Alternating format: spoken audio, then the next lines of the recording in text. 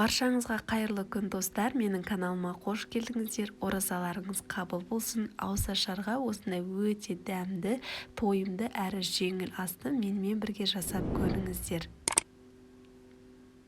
Ол үшін бізге қажетті заттар: етімізді біз орташа 4 бұрыштылап турап аламыз, және де пияз, сәбіз, картоп және сарымсақ қажет болады. Және де ең басты ол бізге маш қажет болады. Машты жақсылап жуып тазалап алдым, және де күрішті де жақсылап жуып тазалап аласыздар, және де машты суға салып қойды ұмытпаңыздар.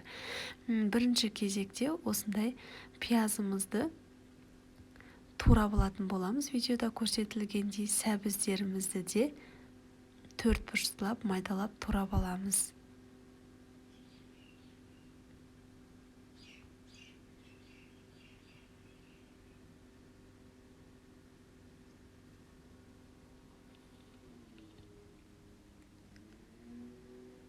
Сарымсақтарымызды да майдалап турап аламыз.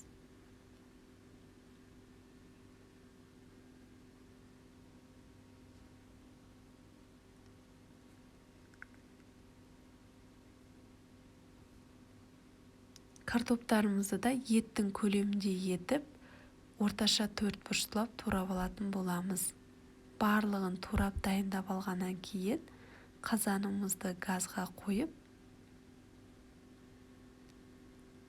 үстіне майымызды құямыз.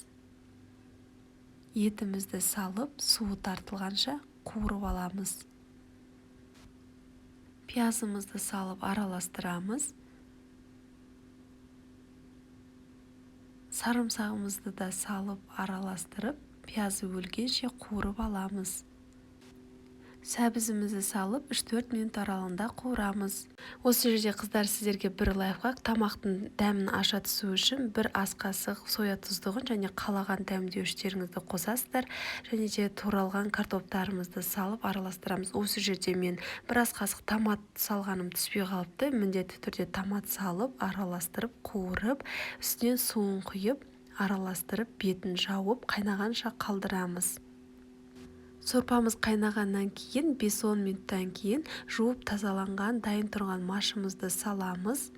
Араластырып қайнағаннан кейін үстінен видеода көріп тұрғаныңыздай осындай көбік пайда болады. Соларды міндетті түрде алып тастаймыз, және де бетін жауып баяу отта 40-45 минут аралығында қайнатып аламыз. Осылай біздің машымыз жарылып пісіп шыққаннан кейін үстінен жуылып тазаланып дайын тұрған күрішімізді салып араластырып, бетін жауып, тағы да 15-20 минут аралығында қайнатып пісіріп аламыз. Осымен біздің өте дәмді әрі тойымды асымыз дайын. Міндетті түрде ауызашарға жасап көріңіздер. Өте жеңіл астардың бірі, өте дәмді болып шығады. Қоңырауша белгісін басып, каналыма тіркеліп қойыңыздар. Алдағы уақытта көптеген видео рецепттермен бөлісетін боламын. Сіздермен болған Ақбота. Назарларыңызға рахмет.